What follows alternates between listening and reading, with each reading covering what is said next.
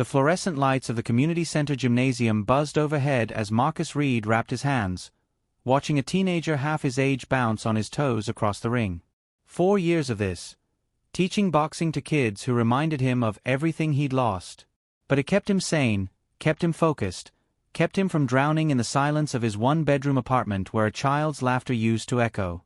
"Keep your guard up, Tommy," Marcus called out, his voice steady despite the familiar ache in his chest. "Protect yourself at all times." The phrase felt like a cruel joke. He'd failed to protect the one person who mattered most. His phone buzzed in his gym bag. Unknown number. He almost didn't answer. Creditors had long since given up, and everyone else worth talking to had his number saved. But something, some instinct he couldn't name, made him swipe. "Is this Marcus Reed?" A woman's voice, clipped and professional. "Speaking. This is Mercy General Hospital in Riverside. We have your son, Ethan Reed, in our emergency room." The world tilted. Marcus gripped the ropes of the boxing ring, knuckles white. "What happened?" "Car accident. He's stable but critical. We need to speak with you about a blood transfusion. Can you come immediately?" "I'm 6 hours away." "Mr. Reed, your son has AB negative blood. It's extremely rare. His mother and her family don't match. You're listed as AB negative in our records from when Ethan was born." Marcus was already moving, yanking his bag from the bench. "I'm leaving now. Sir, I need to inform you, there are legal complications. Your ex-wife has full custody. I'll be there in 5 hours." He ended the call. Please subscribe and like this video and listen to my story till the end. Let me know which city you're listening from. That way, I can see how far my story has traveled. Because what I'm about to tell you, what happened next, it changed everything. And maybe, just maybe, it'll help someone else who's fighting the same battle I fought. The highway stretched endlessly before him, his old pickup pushing 85. Marcus hadn't allowed himself to think about Ethan in any specific way for 4 years. Thinking led to remembering. Remembering led to the photographs he'd hidden in a lockbox under his bed. And the photographs led to a darkness he couldn't afford. But now the memories flooded back, unbidden. He'd met Sophia Carter at a friend's wedding in the summer of 2018. She'd been luminous in a green dress, laughing at the edge of the dance floor. And when she'd caught him staring, she'd walked right up to him. "Either ask me to dance or stop looking like a lost puppy," she'd said.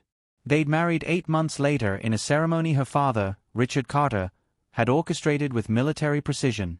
Richard owned Carter Pharmaceuticals, a mid-sized drug manufacturing company that had made the family wealthy enough to matter in Riverside, but not wealthy enough to escape Richard's constant hunger for more.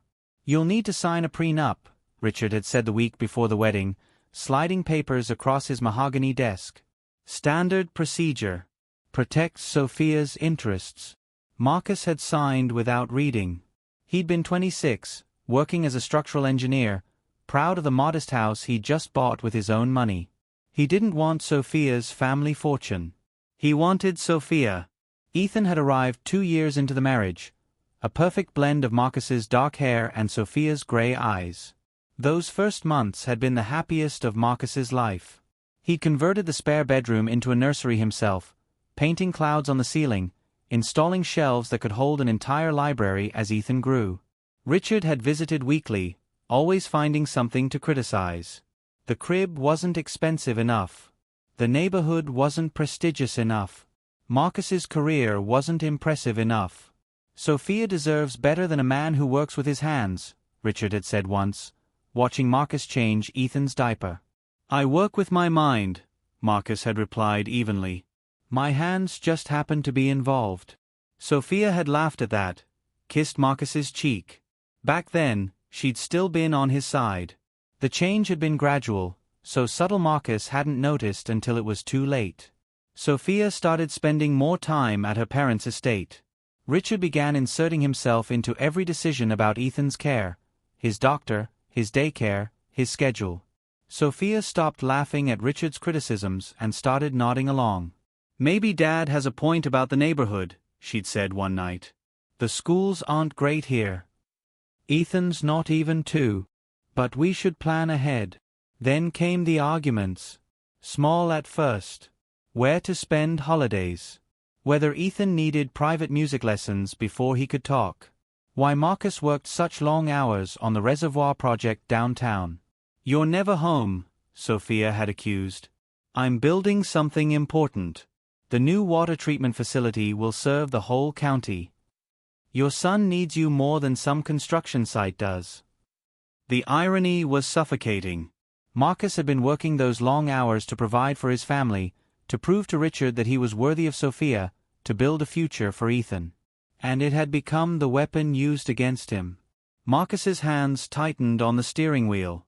4 years later, the rage still burned fresh. Have you ever had someone twist your good intentions against you? Drop a comment below. The fight that ended everything had started over vitamins. Marcus had come home to find Sophia giving Ethan a supplement. What's that?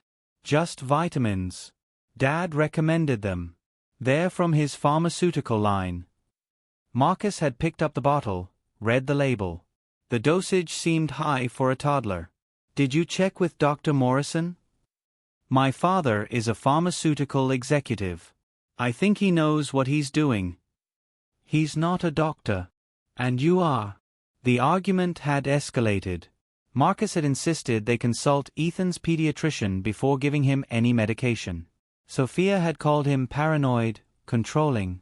She'd packed a bag and taken Ethan to her parents' house, until you calm down. That had been the beginning of the end.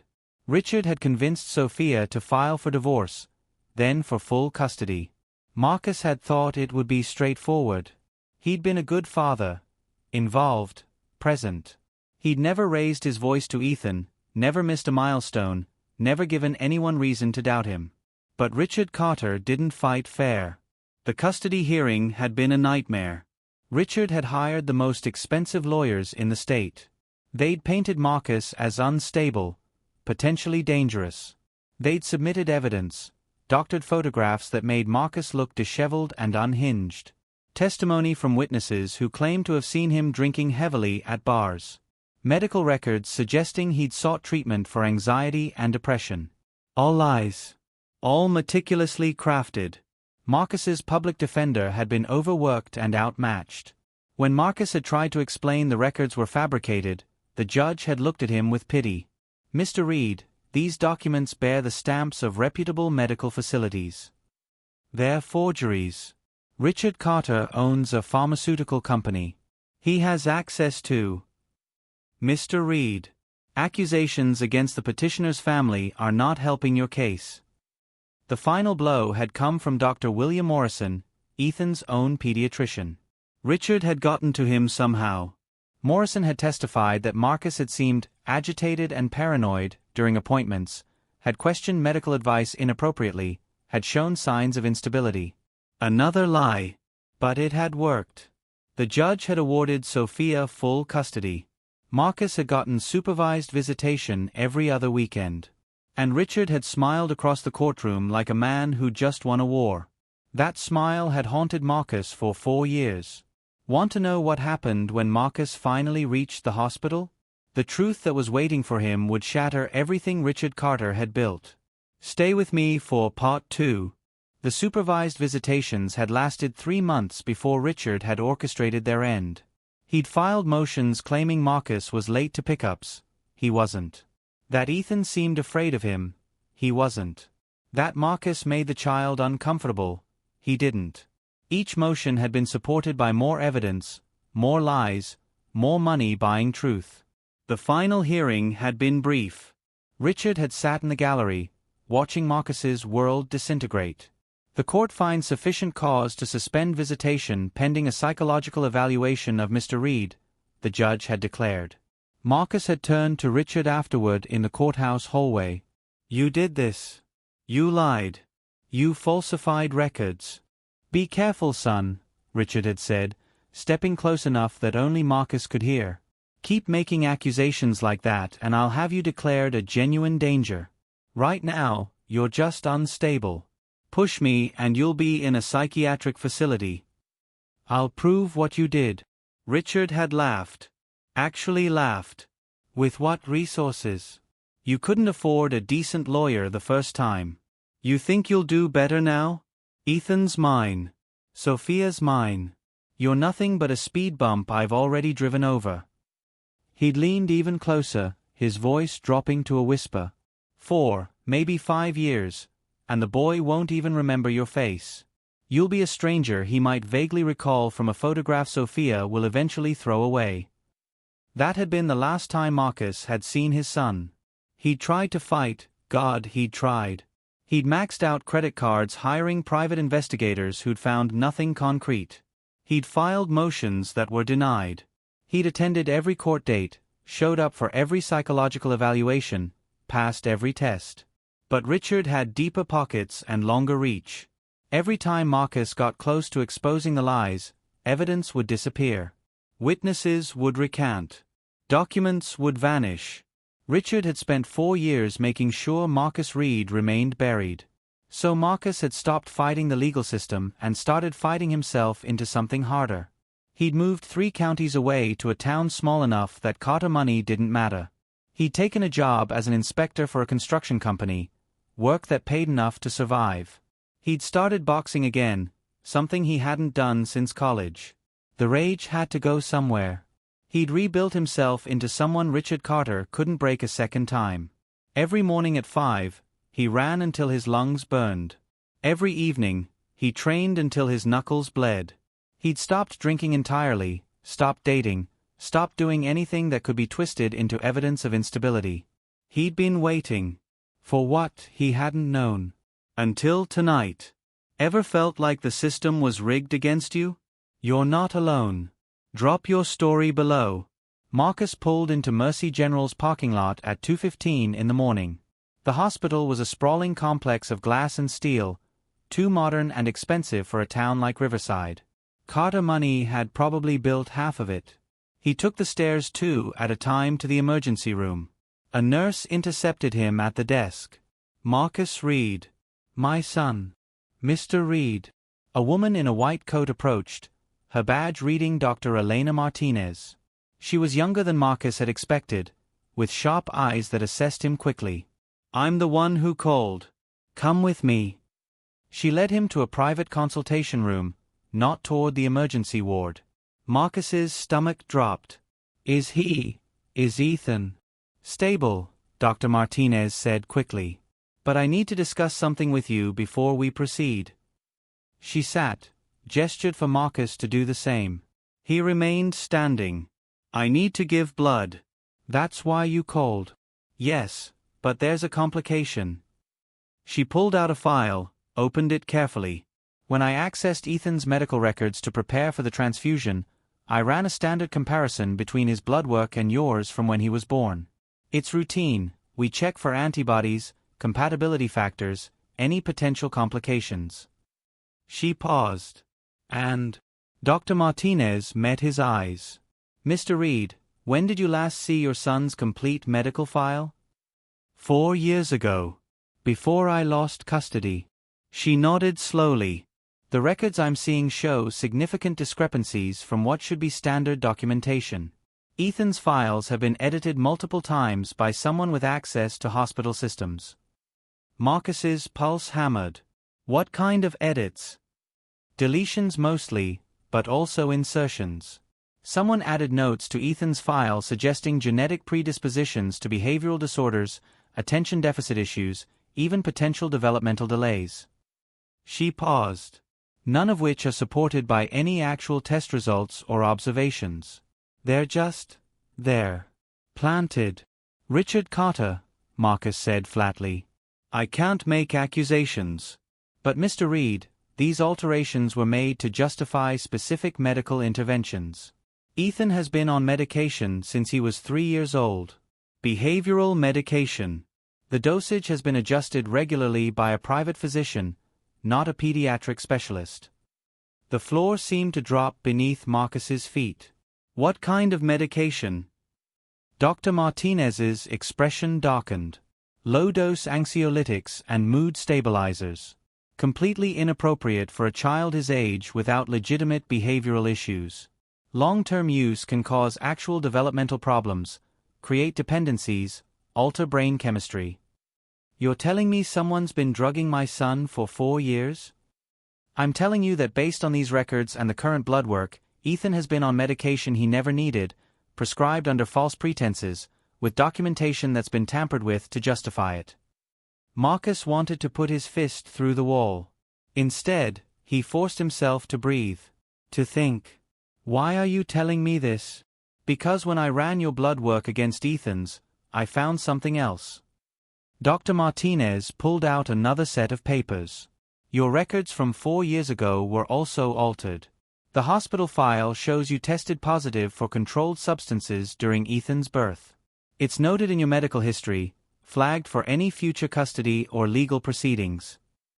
That's impossible. I've never. I know. Because I ran your blood tonight, Mr. Reed. You're clean.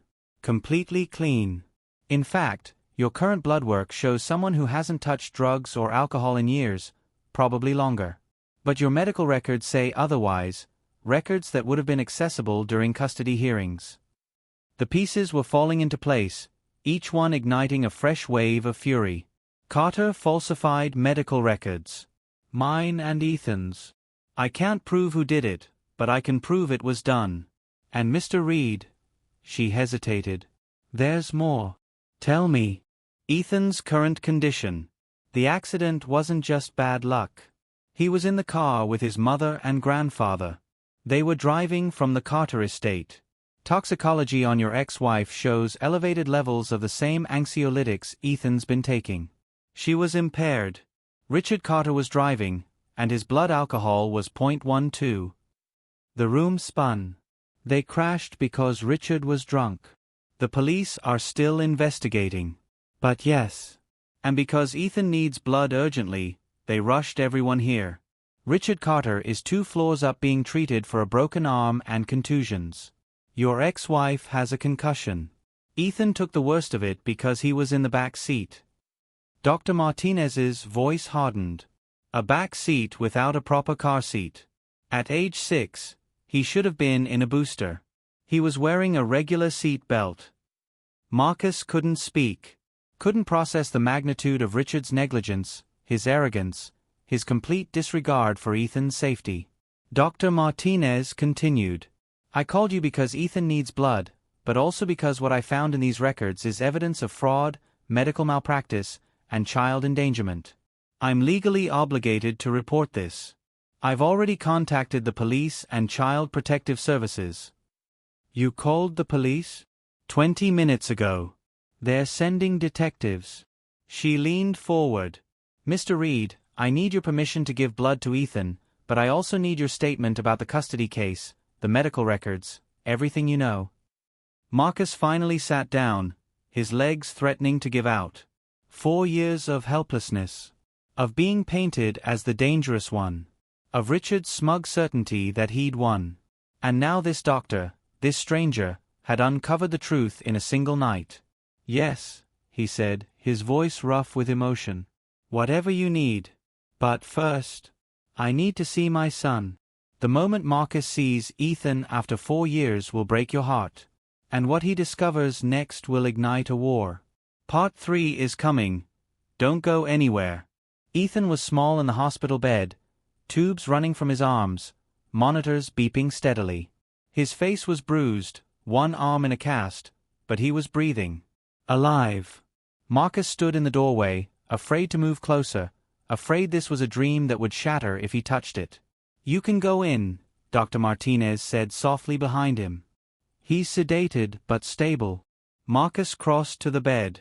Ethan's dark hair was matted with dried blood they hadn't cleaned yet. His gray eyes, Sophia's eyes, were closed. He looked exactly like Marcus remembered and nothing like him at all. 4 years was a lifetime at this age. Hey buddy, Marcus whispered, his voice breaking. Dad's here. Ethan didn't stir. Marcus pulled up a chair, sat heavily. He wanted to hold his son, but the tubes and wires made him afraid of hurting him. So he just sat there, watching Ethan breathe, memorizing his face all over again. Dr. Martinez checked the monitors. I'll have a nurse come draw your blood. The transfusion will take a few hours to prepare and administer. Whatever he needs." She nodded and left. Marcus was alone with his son for the first time in 4 years. "I'm so sorry," he said quietly. "I tried to protect you. I tried to be there. But I'm here now, Ethan. I'm here and I'm not leaving. Not this time." Footsteps in the hallway made Marcus look up. 2 police officers appeared in the doorway, a man and a woman. The woman's badge said Detective Chen. "Mr. Reed." She stepped forward. "I'm Detective Lisa Chen. This is my partner, Detective James Porter. Dr. Martinez contacted us about some irregularities in medical records. We need to ask you some questions." Marcus stood. "About Richard Carter. Among other things. Is there somewhere private we can talk?" Marcus looked back at Ethan. Detective Chen followed his gaze, her expression softening slightly. "Your son's stable. This won't take long." They moved to the consultation room. Marcus laid out everything: the custody battle, Richard's accusations, the falsified evidence, the sudden termination of visitation rights, Richard's threats in the courthouse. He told them about the investigators he'd hired who found nothing, the lawyers who couldn't help, the 4 years of being systematically erased from his son's life. Detective Chen took notes, her face unreadable. Detective Porter typed on a tablet. When Marcus finished, there was a long silence. "Mr. Reed," Detective Chen said finally, "Dr. Martinez showed us the medical records. The alterations are pretty sophisticated.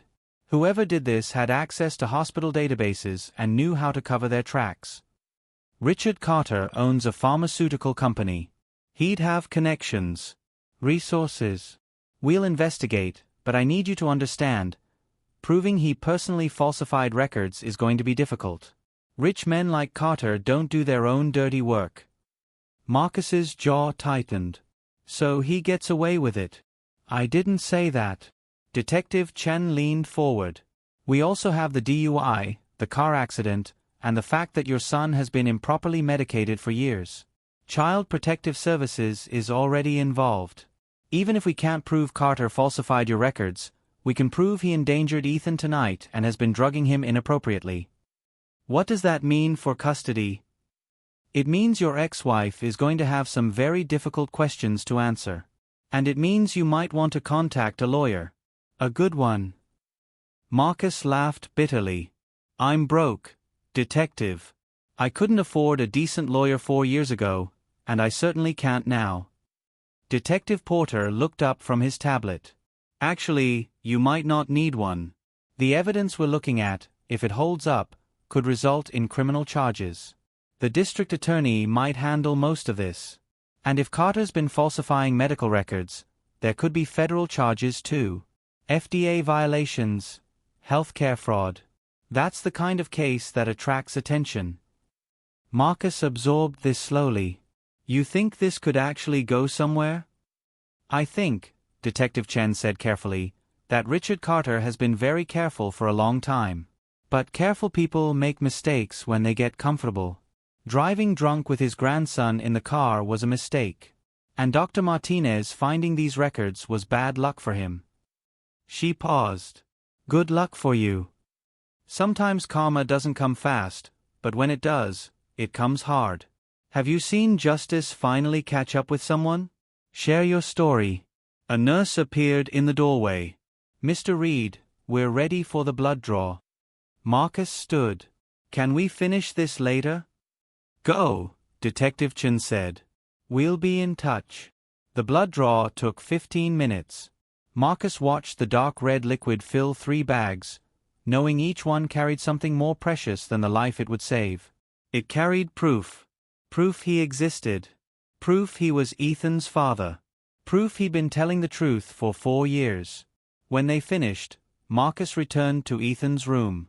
Sophia was there. She stood by the bed, one hand on the rail, her other arm in a sling. Her blonde hair was disheveled, makeup smeared, a bandage on her forehead. She looked up when Marcus entered. For a moment, neither of them spoke. "They called you," she said finally, her voice hoarse. He needed blood. I know. Sophia looked back at Ethan. They told me you're the only match. Apparently my family doesn't share his blood type. The barb landed. Sophia flinched. Alex, I don't. His voice was flat, emotionless. Whatever you're about to say, don't. He's my son. He's our son. Not that you've let me be his father for 4 years. Sophia's eyes filled with tears. I thought, Dad said you were dangerous. The records, the witnesses, everything pointed to. Everything your father fabricated pointed to me being unstable because Richard wanted me gone. And you let him do it. I didn't know he lied. Didn't you? Marcus stepped closer, keeping his voice low so he wouldn't wake Ethan. When did you stop trusting me, Sophia? When did you decide your father's opinion mattered more than the man you married? Because it wasn't overnight. You made a choice. Every day for 4 years, you chose to keep me away from my son. The courts agreed with Dad. The judge saw falsified evidence. Medical records your father doctored. Witnesses he paid off. And you sat there and let it happen because it was easier than standing up to Richard Carter. Sophia wiped her eyes with her good hand.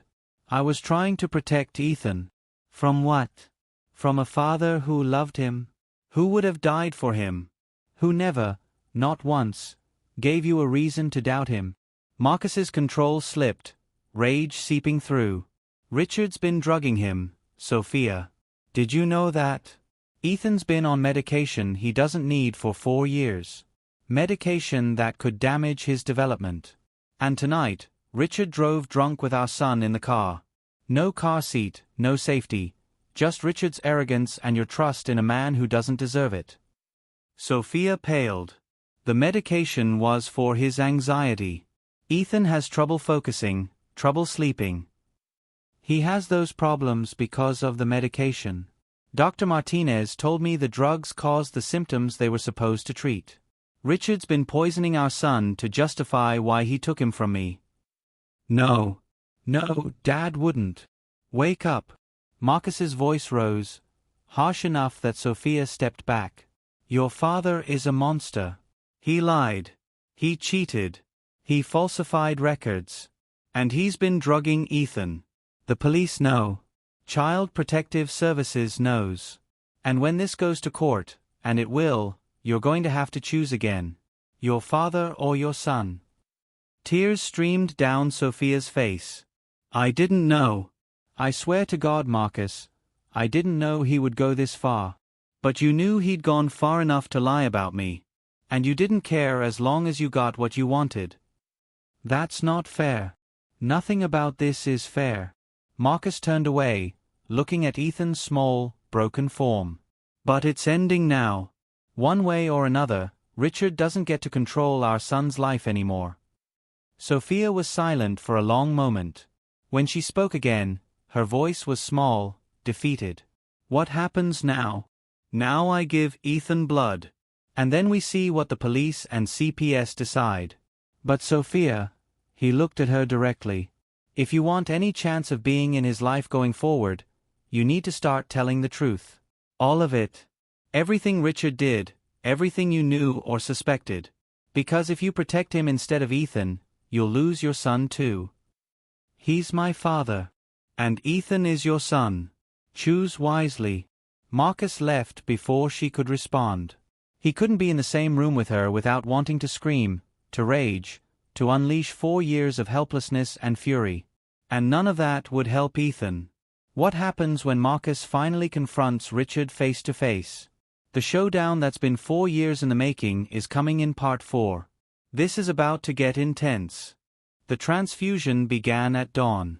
Marcus sat beside Ethan's bed, watching as his blood, the blood Richard had tried to prove was tainted, flowed into his son through thin plastic tubes. Life from father to son. Proof of a connection no lie could sever. Ethan stirred around 7 in the morning. His eyes fluttered open, unfocused and confused. They landed on Marcus. Dad. The word hit Marcus like a physical blow. Ethan remembered. After 4 years, After everything Richard had done to erase him, Ethan looked at his father and knew him. "Hey, buddy." Marcus managed, his throat tight. "How are you feeling?" "Hurts." Ethan's voice was small, scared. "Where's Mom?" "She's here. She's okay. You were in a car accident, but you're going to be fine." Ethan's eyes started to close again, the medication pulling him back under, but his small hand moved, fingers reaching toward Marcus. Marcus took his son's hand gently, careful of the four. Ethan's fingers curled around his. "You came back," he whispered. "I never left, Ethan. I've always been here. I just couldn't reach you. Grandpa said you didn't want me anymore." The rage that surged through Marcus was white-hot, all-consuming. But he pushed it down, focusing on his son's face. "Your grandpa lied. I've wanted you every single day. I've missed you every single day. And I'm never going to leave you again if I can help it. Promise. I promise." Within minutes, Ethan was asleep again. Marcus sat there, his son's hand in his, and felt something shift in his chest. The helplessness that had defined 4 years of his life was transforming into something else. Something harder, sharper, more dangerous. Richard Carter had taken everything from him. Had drugged his son, falsified records, destroyed his reputation, stolen years he could never get back. Had looked him in the eye and laughed while doing it. But Richard had made a critical mistake. He'd gotten comfortable. Arrogant. He'd driven drunk with Ethan in the car. He'd left evidence of his crimes in medical databases. He'd assumed his money and power would protect him forever. Marcus had learned over the past 4 years that rage without direction was useless. But rage with purpose? Rage channeled into patient, careful action? That could move mountains. Richard Carter wanted to play games with people's lives? Fine. But the game had just changed. And this time, Marcus knew exactly how to win. 2 weeks after the accident, Marcus sat in a conference room at the county courthouse. Across from him, Detective Chen spread out a series of documents. "We've made significant progress," she said. "The falsified medical records trace back to Carter Pharmaceuticals. Someone in their IT department accessed hospital databases remotely. We've got server logs, timestamps, everything." "Will it hold up in court?" "The FBI is involved now. Healthcare fraud is federal. They're pulling apart Carter's entire operation." Detective Chen leaned back. "Turns out your son wasn't the only one. Carter's been running clinical trials without proper approval, manipulating patient data to get medications approved faster." Marcus felt his stomach drop. Ethan's medication. It was a trial drug. Richard was using his own grandson as a test subject. "You're telling me he experimented on Ethan?" "Essentially, yes. And when the FDA gets through with Carter Pharmaceuticals, Richard won't just be facing custody issues. He's looking at federal prison time." "How long?" 10 to 15 years if he's convicted. Maybe more, depending on what else they find." It wasn't enough. 20 years wouldn't be enough for what Richard had done. But it was a start. "What about Ethan's custody?" "CPS is recommending you get emergency custody, pending a full hearing. Sophia's cooperating. She's giving us everything she knows about Richard's operation. In exchange, she'll likely avoid charges herself." Marcus absorbed this.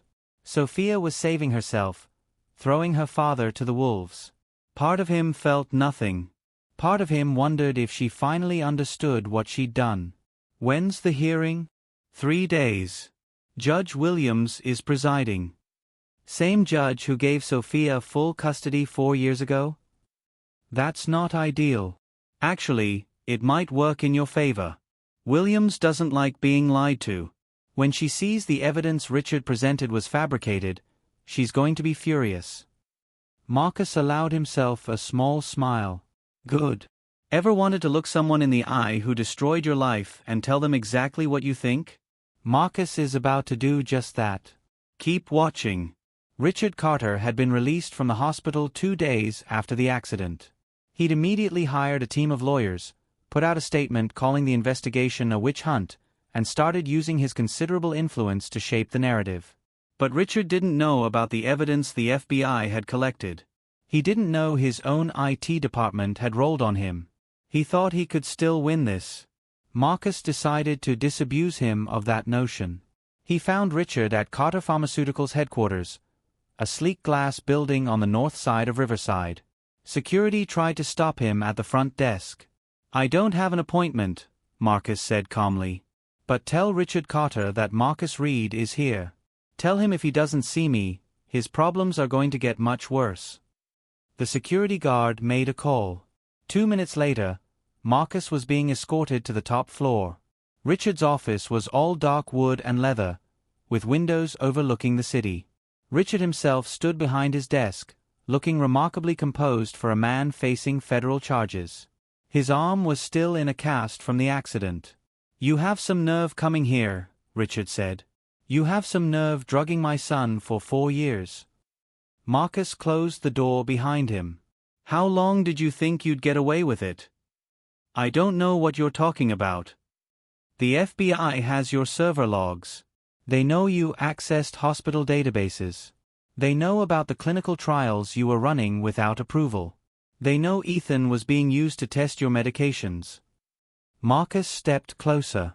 "You gambled with my son's health and development because you needed data for your drug applications. And you destroyed my life to cover it up." Richard's composure cracked slightly. "You can't prove any of that." "I don't have to. The FBI already did. Your own employees are testifying against you. Your company's finished, Richard. You're finished. I'll fight this. I have the best lawyers." "Your lawyers can't erase evidence. They can't change the fact that you falsified medical records, committed healthcare fraud, and endangered a child. Ethan's blood work proves he was on medication he didn't need. The hospital records prove you altered documentation. And the accident proves you're willing to risk his life for your own convenience." Richard's face reddened. "I gave that boy everything. A good home, the best schools, opportunities you never could have provided. You poisoned him." Marcus's control snapped. "You drugged him, used him as a test subject, and convinced his mother I was the dangerous one. And when you had everything, my son, my ex-wife, my reputation, it still wasn't enough. You had to drive drunk with him in the car because you're so goddamn arrogant you thought nothing could touch you. Get out of my office." "Gladly. But I want you to know something first." Marcus leaned on Richard's desk. 4 years ago, you told me Ethan would forget I existed. That I was nothing but a speed bump you'd driven over. Remember?" Richard's jaw clenched. "You were wrong. Ethan remembers me. He asked for me when he woke up. And in 3 days, I'm getting custody. CPS is taking him from Sofia, and they're giving him to me.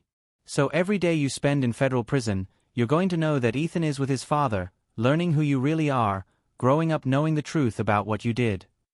Marcus straightened. "You wanted to erase me from his life. Instead, you erased yourself. Congratulations." He turned to leave. "Reed," Richard called out.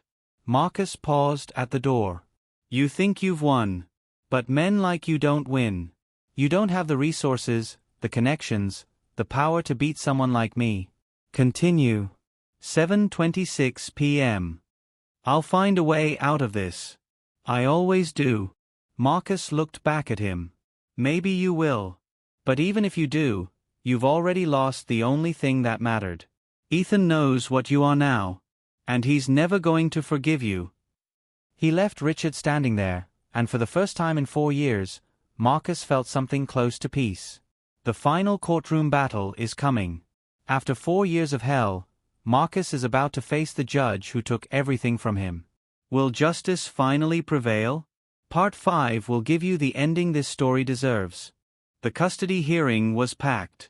Sophia sat with her lawyers on one side, looking smaller than Marcus had ever seen her. Richard was conspicuously absent. His lawyers had advised him not to attend given the ongoing federal investigation. Judge Williams entered and everyone stood.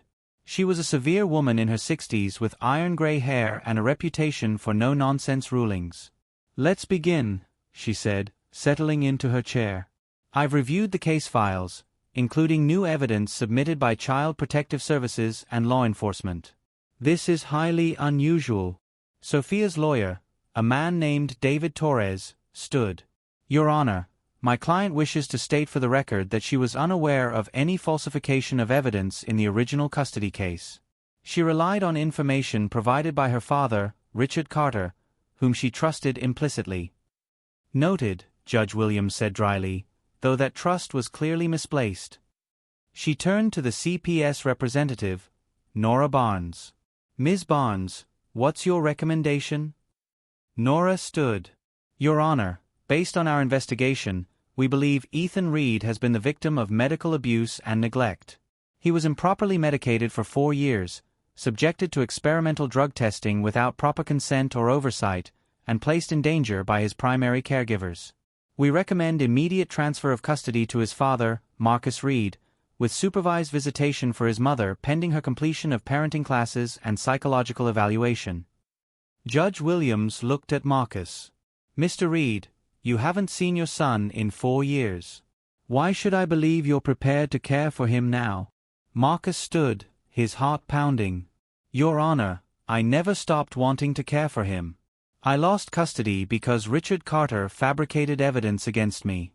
He falsified medical records, bribed witnesses, and used his resources to paint me as unstable. I've spent 4 years trying to clear my name with no success because I didn't have his money or connections. The only reason the truth came out now is because he got careless and drove drunk with my son in the car. And if I grant you custody, what's your plan?" "I have a job as a construction inspector. It's stable, pays well. I've already enrolled in parenting classes and completed the psychological evaluation CPS requested. I've lined up a therapist for Ethan to help him process everything he's been through. I have a 2-bedroom apartment, and I'm willing to move closer to Riverside so Ethan can stay in his school if that's what's best for him." Marcus paused, choosing his words carefully. "Your Honor, I know I can't give Ethan the wealth his grandfather had. But I can give him something Richard never did, a father who puts his needs first, who won't use him, manipulate him, or treat him like a tool." Judge Williams was silent for a long moment, reading through papers. Finally, she looked up. 4 years ago, I made a ruling based on evidence I now know was fabricated. Mr. Carter manipulated this court, and in doing so, he damaged a child and destroyed a father-son relationship. I take that personally." Her voice hardened. "This court grants Marcus Reed full legal and physical custody of Ethan Reed, effective immediately. Sophia Carter Reed will have supervised visitation twice monthly, contingent on her cooperation with CPS and completion of required counseling. Richard Carter is prohibited from any contact with the child pending the outcome of federal charges against him." The gavel came down with a sharp crack. Marcus felt his legs go weak. 4 years. 4 years of fighting, waiting, hoping. And just like that, it was over. Sophia was crying quietly. Her lawyer tried to comfort her, but she waved him away. Across the courtroom, she met Marcus's eyes. "Take care of him," she said, her voice breaking. "Please." Marcus nodded. It was the only acknowledgement he could give. "Tell me in the comments, have you ever fought for years just to be heard? Just to be believed? Have you ever watched someone powerful try to destroy you and wondered if justice would ever come? And if you've dealt with something similar, share your story. You're not alone. Subscribe for more stories about standing your ground and reclaiming your life. Because this right here, this is what fighting back looks like." Ethan was released from the hospital 3 days later. Marcus picked him up in the late morning, carrying a bag of clothes Sophia had dropped off. Ethan was quiet on the drive, staring out the window of Marcus's truck. "Where are we going?" he asked finally. "My apartment. It's about an hour from here. You'll have your own room. What about Mom and Grandpa?" Marcus chose his words carefully. "Your mom is going to visit you soon, but right now you're going to live with me. Is that okay?" Ethan was quiet for a while. Then, Grandpa said you left because you didn't want to be a dad anymore. That's not true, Ethan. I wanted to be your dad more than anything. But your grandpa made it so I couldn't see you. He lied to a lot of people to keep us apart. Why would he do that? Marcus struggled to find an age-appropriate answer. Because sometimes adults do bad things when they're afraid of losing control. Your grandpa wanted to control everything, including you and me. When he couldn't control me, he made sure I couldn't be around you. Ethan processed this. Dr. Martinez said Grandpa gave me medicine I didn't need. That's right. That's mean. Yes, it is. Are you going to give me medicine? Only if a doctor says you really need it. And I'll make sure it's the right medicine, from a doctor who cares about making you healthy. Ethan nodded slowly. After another moment, I'm glad you're back. Marcus had to pull over. His vision blurred and he gripped the steering wheel until his knuckles went white. Dad. I'm okay, buddy. Marcus wiped his eyes, turned to look at his son. Just really happy to hear you say that. I'm glad I'm back too. The next few weeks were an adjustment. Ethan had nightmares, waking up crying for his mother. Marcus would sit with him, reading stories until he fell back asleep. They established routines, breakfast together, homework at the kitchen table, walks in the evening. Ethan asked questions. About why Marcus had left, he hadn't. About whether his mother was okay, she was. About whether he'd have to take medicine again, only if truly necessary. About whether he'd see his grandpa, not any time soon. Marcus answered everything as honestly as he could without traumatizing a 6-year-old. He focused on the present, on rebuilding trust, on showing Ethan through actions that he was safe now. Sophia's first supervised visit happened at a neutral location, a family therapy center. Marcus stayed in the waiting room while she spent an hour with Ethan. When they emerged, Ethan was crying but seemed lighter somehow. She said she was sorry, he told Marcus on the drive home. She said Grandpa lied to her too. Do you believe her? Ethan thought about it. I don't know. But she seemed sad. People can be sad and still make mistakes. Your mom made a lot of mistakes.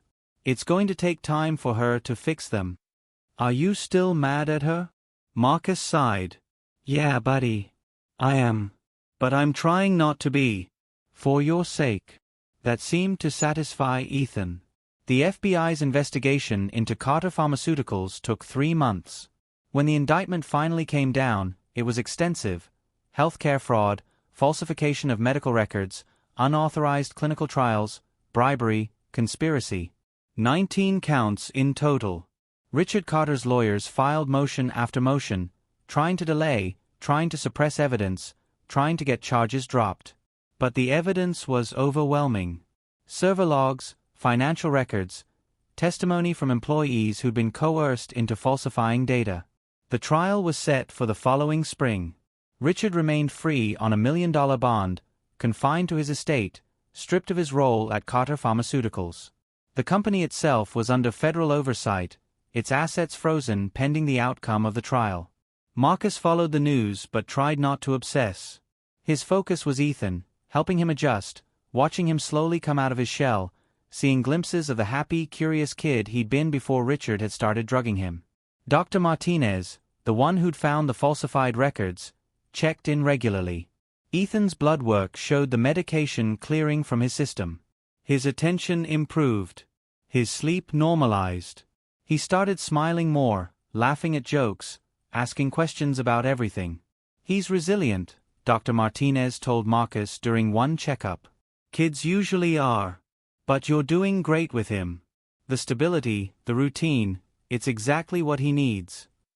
I'm just trying not to screw this up. You won't. You care too much. 6 months after regaining custody, Marcus received a call from Detective Chen. Richard Carter took a plea deal, she said without preamble. Marcus's heart sank. What kind of deal? 12 years in federal prison. No possibility of parole. He'll serve at least 10. 12 years. Not the 15 to 20 Marcus had hoped for. But better than Richard walking free. What made him take the deal? His lawyers convinced him he'd lose at trial. The evidence was too strong. And 12 years at his age, he's 63 now, means he'll be 75 when he gets out. If he survives that long. Marcus thought about Richard in prison, stripped of his power, his money unable to buy freedom. It wasn't the revenge he'd fantasized about. But it was justice. Thank you for calling, detective. One more thing. Carter Pharmaceuticals is being dissolved. Assets will be sold off to pay victims and fines. Sophia stands to inherit nothing. Marcus did want to know. Sophia had lost her father to prison, her inheritance to federal seizure, and her son to the man she'd helped Richard destroy. She was living in a modest apartment, working at a dentist's office, attending mandated therapy sessions. She'd chosen poorly 4 years ago. Now she was paying the price. The day Richard was sentenced, Marcus didn't attend the hearing. He stayed home with Ethan, helping with homework, making dinner, being present. That evening, while Ethan was watching a cartoon, Sophia called. "Did you hear?" she asked. 12 years. I heard. I went to the sentencing. I thought I should be there. She paused. He didn't look at me once. Not once. I sat in the gallery and he pretended I didn't exist. I'm sorry, Sophia. Whatever Sophia had done, seeing your father disown you was painful. He destroyed everything, Sophia said, her voice thick. Our family, his company, your life, Ethan's childhood. And for what? To prove he could. To maintain control? I don't know. Maybe he doesn't either. I'm sorry, Marcus. For all of it. I should have trusted you. I should have questioned him. I should have been strong enough to stand up to him. Yeah. You should have.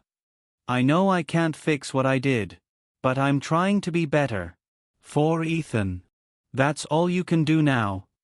After they hung up, Marcus sat in the silence of his apartment. He thought about Richard in a cell. About Sophia rebuilding her life alone. About the 4 years stolen from him and Ethan. The rage that had driven him for so long was fading. It wasn't gone, he'd never fully forgive what they'd done. But it was transforming into something quieter. Something that looked almost like acceptance. Ethan wandered into the room, climbing onto the couch next to Marcus. Dad, can we watch a movie? Sure, buddy. What do you want to watch? Something funny.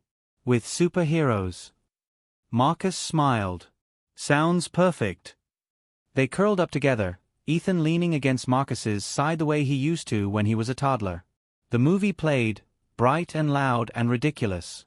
Ethan laughed at the jokes. Marcus just watched his son, grateful for the sound of that laughter, for the weight of Ethan against him, for the simple fact that they were here together. Richard had tried to destroy him. Had very nearly succeeded. But in the end, Marcus had survived. Had rebuilt. Had won back the only thing that truly mattered. Outside, night fell over the city. Inside, a father and son sat in the warm glow of the television, healing together from wounds that would take years to fully close. But they had time now. All the time in the world. And that, Marcus thought as Ethan laughed at something on screen, was enough. 2 years later, Marcus stood at the edge of a soccer field, watching Ethan sprint after the ball with single-minded determination. At 8 years old, he was all energy and enthusiasm. No longer the scared, medicated kid Marcus had gotten back from the hospital. Ethan scored. His team erupted in cheers. He looked toward the sideline, found Marcus, and his face split into a huge grin. Marcus gave him a thumbs up, feeling that familiar warmth in his chest. Sophia stood a few feet away. Their relationship would never be what it was, but they'd found a kind of peace. She saw Ethan twice a month now, sometimes more if Marcus agreed. She'd completed her therapy, worked her way up to assistant manager at the dental office, started dating someone new, a quiet accountant who seemed kind. She caught Marcus's eye and smiled tentatively. He nodded back.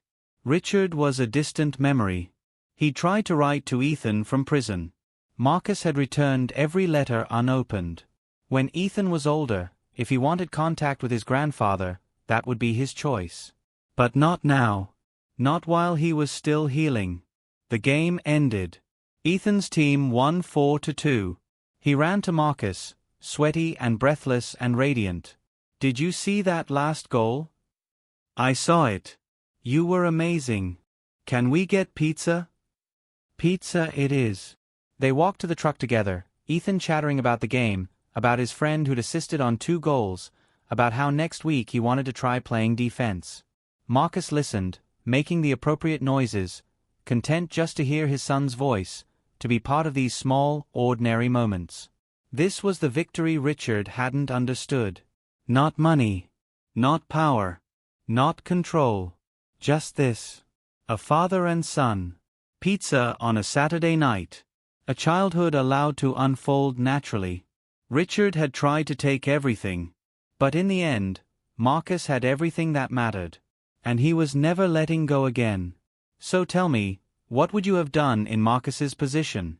Would you have fought like he did, or would you have given up? Drop your thoughts below. And if this story moved you, if it reminded you that justice can prevail even when everything seems lost, hit that subscribe button.